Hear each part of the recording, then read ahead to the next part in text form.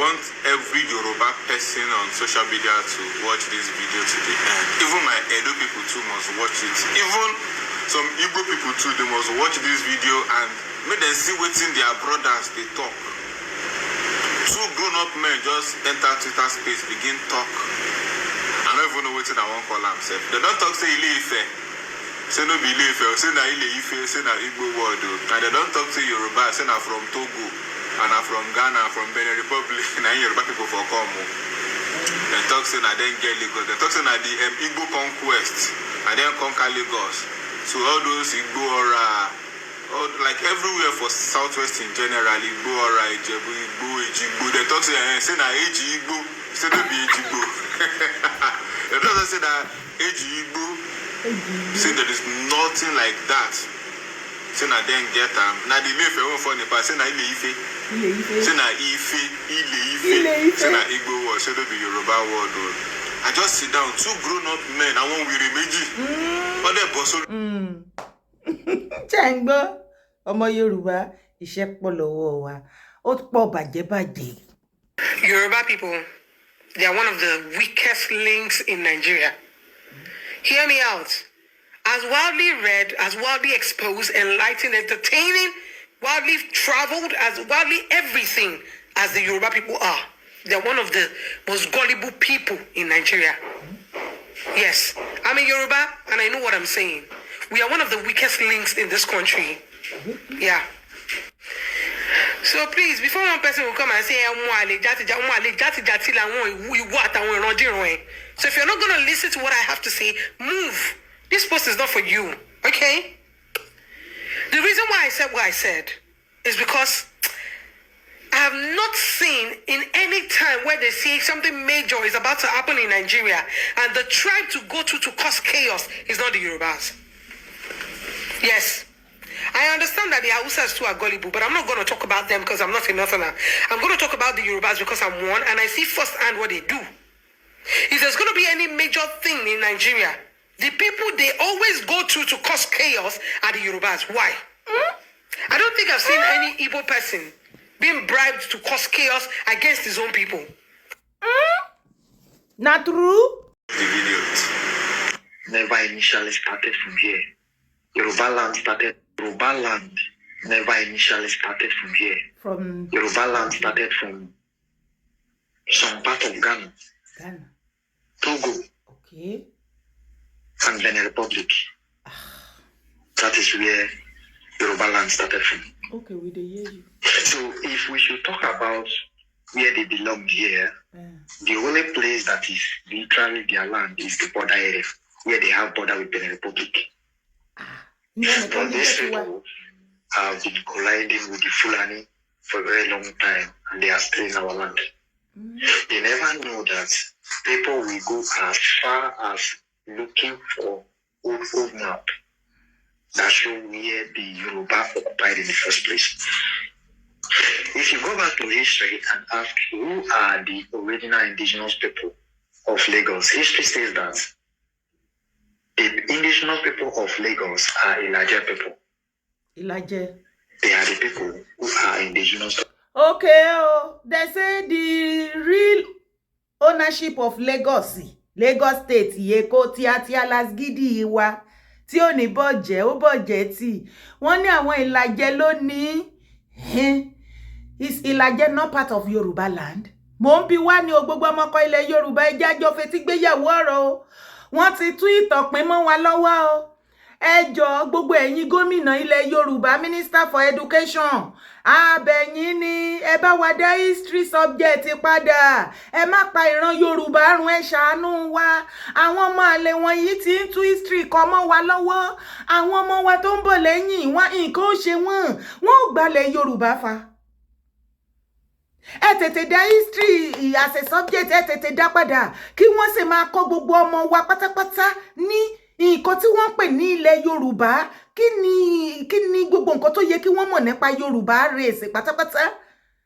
Kí gbogbo wọn máa mọ̀ tó bá possible láti kindergarten.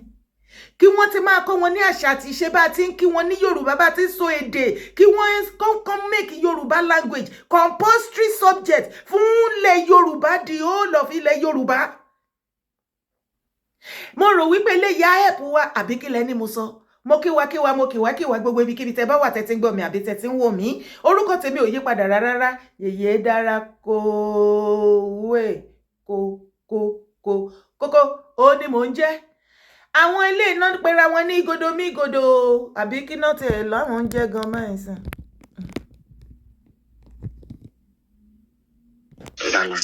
But today they will. Mo ń bọ̀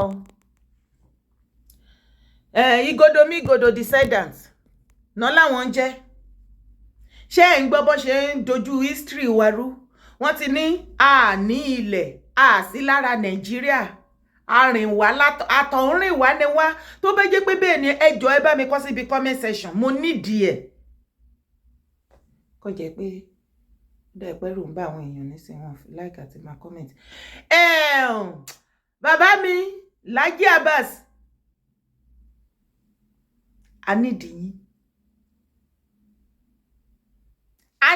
yín o ikú ò ní gbà yín lọ́wọ́ wa o gbogbo ẹ̀yin olùsọ̀tàn nílẹ̀ Yorùbá tí ẹ mọ ìtàn nínú níta tí ò ṣe lè tẹ́ máa túpa láti fi favor ara yín àbí ìtẹ́ gbé dání lọ́wọ́lọ́wọ́ a nídìí yín ká ẹ fọ́n sórí social media ká ẹ bẹ̀rẹ̀ sí ní jẹ́ ká ṣiṣẹ́ ní kíákíá torí wípé bàbá mi Ààrẹ OPITAN of Yorubaland Laji Abbas wọn ò lè dá nìkan ṣe o ṣé ń gbọ́ bọ́n ti yí ìtàn mọ́ wa lọ́wọ́ wọ́n ti tú history ilẹ̀ Yorùbá kan kò sí wàhálà ẹ jẹ́ àtúnjọ gbọ́. We tell you that Lagos is Yoruba land.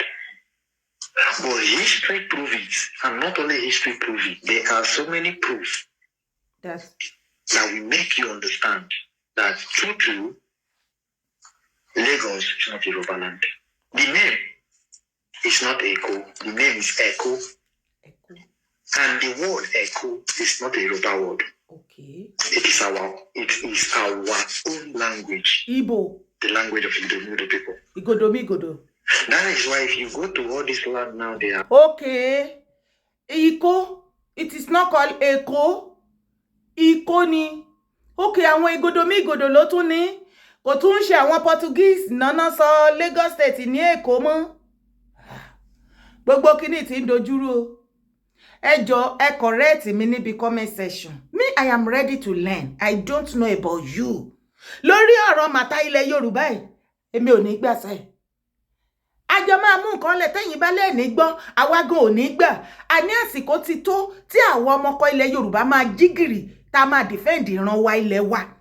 Lọ́wọ́ ẹ̀yin ọmọ àlè torí ó ti wà very ó ti wà glaring bàjẹ́ wípé gbogbo yín pátápátá lẹ fẹ́ pín ìran Yorùbá mọ́wọ́ ilẹ̀ Yorùbá ẹ fẹ́ pín mọ́ra yín lọ́wọ́ everything about Yorùbá òun ló wọ́n dey enter everybody eyes everything about Yorùbá dey enter every other tribe wey dey Nigeria e dey enter their eyes cho they don't know how to do am they don't you dey see this one I say Igodo now from Benin the guy I know the guy I'd be the watch in one some of the video so many years back that time he dey wele Oba of Benin so the Oba of Benin declare am wanted so if now you dey hear now you dey talk all this kind they manipulate our history now hey you no go pay me you understand but that one now na own talk our own talk now to talk and out say all the thing wey una dey yarn now pata una no yarn sense at all everything our culture our the party where we dey do wey una dey take abuse us e dey enter una eyes una wan begin dey do am like us even pass us but una no sabi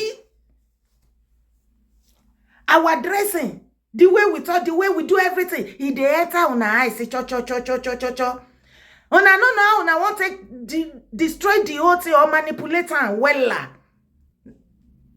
carry am enter history now I want to send this message. I beg, let me share this show to all the meaningful and the important people in Yoruba land. Every one of us, we dey very important. But to our governors, most especially, our ministers, especially the Minister for Education and all the Southwest governors. Pata. My My name is Dara. I am one of Yoruba Pikin. I dey beg all of una, may una return history as a subject back to school now. We need that history subject. We need it because as it is now, the way the thing they go now, the manipulation is too much.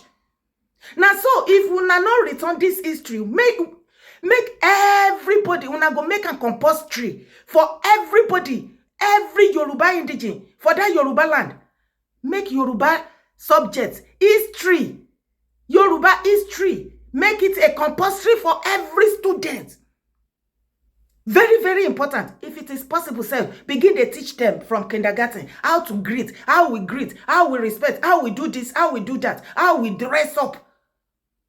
Everything about Yoruba. The time don't reach where we go begin the voice out. Oh, not be the matter where they grant now. You keep quiet. You finish. You the hear from history so far, from different people. I mean, they hear and say na Portuguese. Oh, na he name Lagos State Eko or something. But now they don't talk and say na he go do me, go do them. Now them get Echo, no be Echo, Echo ko, Echo ni, Echo ku peleko, pab. Agidi. Calling Yorubaland, you will still be hearing Eemo this, Eemo that, Eemo this, Eemo that, which they have not been able to change. The place they call Can I ask you a question? Yeah. We have something like Ijebu Dee, Ijebu Nla, Ijebu. There is another one, Ijebu Kini.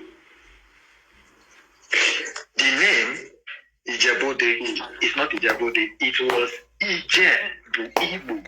And you know that Igbo are known for movements. They are locomotive people. They don't stay one place. Ijebu Igbo. Ijebu Igbo. That is why you have name like ẹ̀yin ọmọ Ìjẹ̀bú alárẹ̀ mo lẹ́yìn lẹ́ni sísì wọ́n ti kó yín lẹ́rú o wọ́n ní Ìjẹ̀bú Ìgbò ó ní Ìjẹ̀bú Ìgbò. But my Igodo and the Igbo people, I won't ask una one question. I never see one day where Yoruba go stand up. Oh, they don't know what they won't do again. They go say now we get land for Anabra. Our Yoruba land reach Anabra.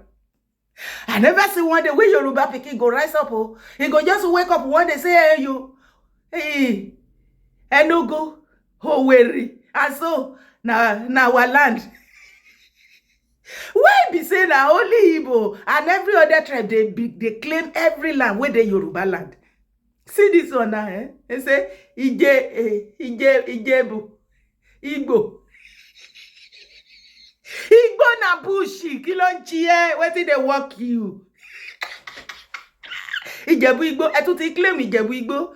Ejo, àwọn ọmọ Èkìtì ẹja amúra o. Ìjọ kan àwọn eléyà claim Èkìtì náà o. Wọ́n dẹ̀ ti ẹ̀kúkú la jọ Yíbò, ọmọ jọ Yíbò. Ìjẹ̀bú Ìgbò, Ìgbò kọ́. Igbora. Okay. And they call that place Yorubaland. But the name still remains Igbora, Igbo Mina. And they call it Yorubaland. Hey! Wọ́n ní Igbo Ora means Igbo Ora.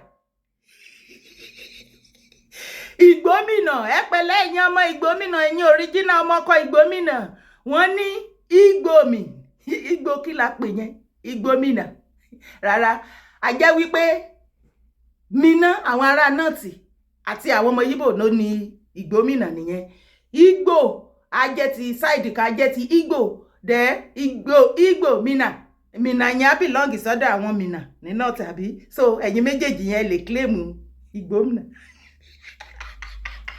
Worogo.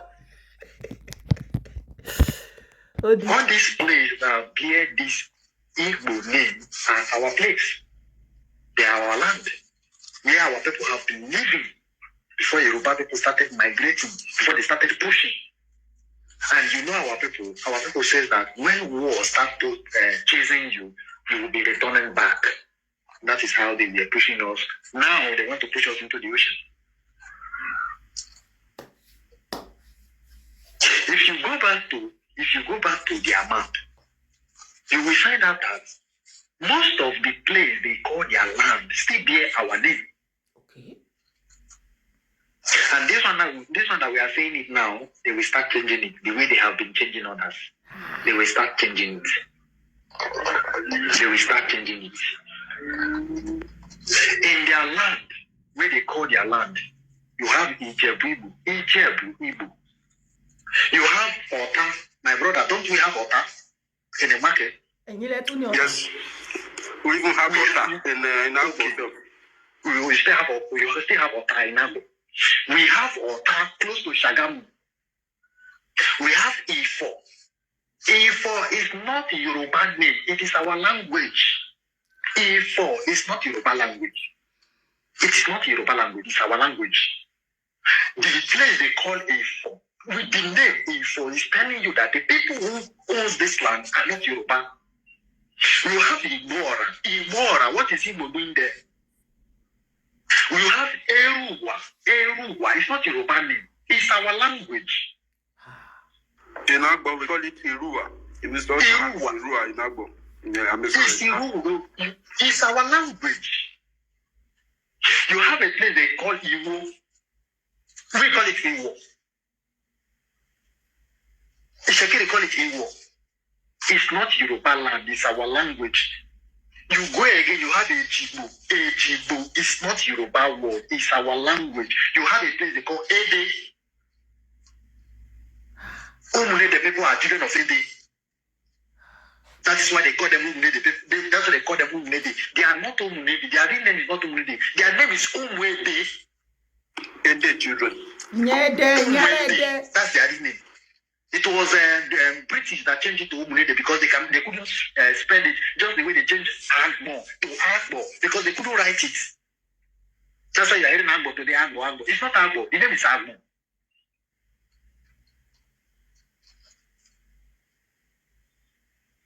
If we begin to analyze this, their map, you will understand why we are very angry, why we are doing what we are doing.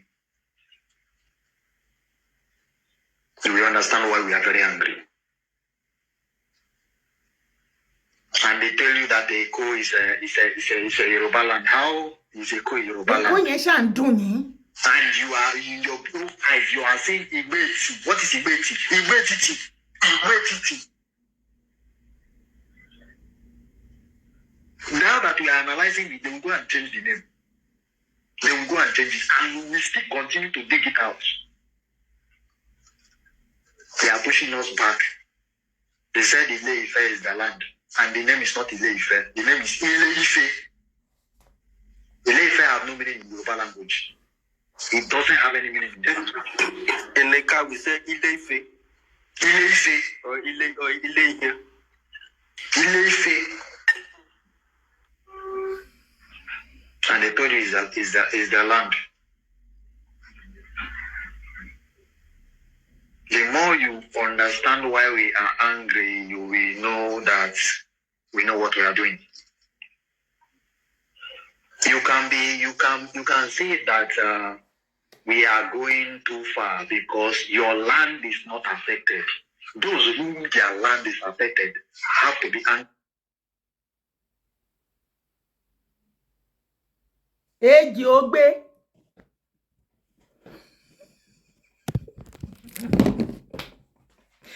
Eji ogbo. Ejigbo. Oni ejigbo is eji ogbo. Ẹ̀yin ọmọ Ìjẹ̀bú Igbó eji báwo tí ẹ ṣe pé ẹjọ́ ṣé ẹ gbọ́ nǹkan tí bọ̀bọ́ yẹn sọ táwọn guys sọ. Wọ́n ní this is the reason why tí wọ́n ṣe ń bínú sí àwọn ọmọ Yorùbá. And kí ni ẹ̀kọ́ tó kọ́ nínú nǹkan tí o gbọ́ kékeré? Wọ́n ní ìdí tí inú ṣe ń bí wọn sí àwọn ọmọ Yorùbá torí pé a push wọn kúrò lórí ilẹ̀ baba ńlá wọn tó já sí wípé àwọn baba ńlá wọn ti pa nínú ìwé ìtàn fún wọn wípé gbogbo ilẹ̀ Yorùbá belongs to ọmọ Yíbò. So kẹ́ lè má mọ̀ wípé gbogbo ó fẹ́ Yíbò lọ́kọ, ó fẹ́ Yíbò láya, ìwọ tó jẹ́ Yorùbá ni ó fi ìfẹ́ fẹ́ wọn. Àwọn ò fẹ́ nítorí ìfẹ́, but nítorí wọ́n fẹ́ intermarry yẹn láti lè claim ilẹ̀ wọn, generation wọn kan á claim ẹ̀ mọ́ wa lọ́wọ́ ní ọjọ́ iwájú. Gbogbo ọ̀nà tí wọ́n máa tán lè gbà láti claim ilẹ̀ Yorùbá padà kó belongs to them. Òun ni wọ́n ń gbà gbogbo tactics yẹn, and that is the reason why tó ń sọ láàrin wọn nínú meeting tó bá ti bímọ wọn ní gbogbo anywhere all over the world they are. Tó bá wà tó reside sí, wọ́n á ti máa sọ fáwọn ọmọ wọn nǹkan tó máa ṣe, wọ́n á ti gbé oró yẹn sí inú wọn. Oró yẹn bó ṣe ń dàgbà ló ń germinate nínú wọn against ọmọ Yorùbá àti ilẹ̀ Yorùbá. Ọmọ Yorùbá tí ìwọ wá ń ṣe àbòsí bí yàtọ̀ orí o fẹ́ wọn láya àbí orí o fẹ́ wọn lọ́kọ kò kàn èmi. Àbí torí àwọn ni best business partner àbáwọn ni best friend still it's none of my business. Èyí tó ṣe pàtàkì jù fún èmi òun ni láti defend ilẹ̀ baba ńlá baba tèmi. Torí ní ìgbà tí àwọn baba ńlá baba wa wà ńbẹ̀, oríṣiríṣi ogun náà ló padà jà àwọn agbọnú ìwé ìtàn. Wọ́n dúró lórí ẹsẹ̀ wọn, wọn ò wúwo ọmọ àlè rárá. Wọ́n ya kó ti létà, wọ́n defend onírú èmi tí mo sì dé bá ilẹ̀ Yorùbá. Kò dẹ̀ nítorí tèmi bàjẹ́, ìwọ ńkọ́? Tábòsí bá jẹ́, tí ọ̀tẹ̀ bá jẹ́ látọ̀dọ̀ ẹ. Ká rójú ọ̀nà ká máa wọgbó lọ, ká rí òtítọ́ ká máa sásẹ́yìn ká kọ́ṣọ́ orí mi. Ṣé yín gbọ́ nǹkan tọ́mọ Yíbò yẹn sọ? Ó ní nǹkan gan tó ń jẹ́ kí inú burúkú máa bí wọn sí àwọn ọmọ Yorùbá àti ilẹ̀ Yorùbá nìyẹn, and that is to tell you wípé tí ì rí ìbínú àwọn ọmọ Yíbò, wọ́n sì ń mú káàkiri, wọn tí mọ ọ̀nà tó máa gbé gbà láti fi unleash lé wa lára ni. Mẹ́wàá ń ṣẹlẹ̀ láàrin wọn, tó bá wá ní irọ́ ni mo pa. Torí tí a bá wá ṣe oríṣiríṣi nǹkan àbí bẹ́yà wá reply irú àwọn èèyàn báyìí, ẹ̀yin kan á máa bínú, ẹ máa sọ wípé wọ́n gbógun ti ọmọ Yíbò ni. A ti rí ọmọ Yorùbá tájọ́ sọ Yorùbá tó pè mí tó sọ fún mi pé èmi ṣe tribalism pẹ̀lú àwọn ọmọ Yíbò. Lọ́mọ Yorùbá tó gbọ́ tọ́nà fẹ́ poison o. Now Simon Ekpa ṣe mọ̀ pé bóun náà ṣe máa ń insult ọmọ Yorùbá back to back nìyẹn. The same thing Kanu Nnamdi. Lẹ́nu ọjọ́ mẹ́ta ẹ wo nǹkan tí Simon Ekpa tó kọ. Ó ní Yorùbás are ruled by criminals. It is only Yorubaland where their kings are retired armed robbers. The Oba of Lagos is a well-known criminal. The president of Nigeria terrorist state is drug dealer and a criminal who is not a real Yoruba but claimed to be one because it is only them that endorse criminals as a leader. Àní wọ́n fẹ́ gba ilẹ̀ wa. Tó bá wá rọmọ Yíbò tó ló fẹ́ ta ilẹ̀ kékeré tó gbé òbítíbitì owó fún ẹ tó máa kà ẹ́ láyà tó jọ ẹ́ lójú. Kì í ṣe wípé dídùn inú wọn ni wọ́n fi gbé owó yẹn sílẹ̀ o, torí wọ́n believe wípé wọ́n ń gba property wọn lọ́wọ́ ti ẹni. Tẹ́ bá wá rí, kì í ṣe Lagos State nìkan ni wọ́n ti ra property burúkú. Gbogbo the whole of Yorubaland ni. Prove me wrong kó béèrè kó pè káàkiri kó make findings ẹ̀. Wọ́n ra ilẹ̀ iye owó tó ní lè sọ wípé àwọn old building ta inherit lọ́dọ̀ àwọn parent wa. Wọ́n wá bá ẹ, wọ́n á fẹ́ tà.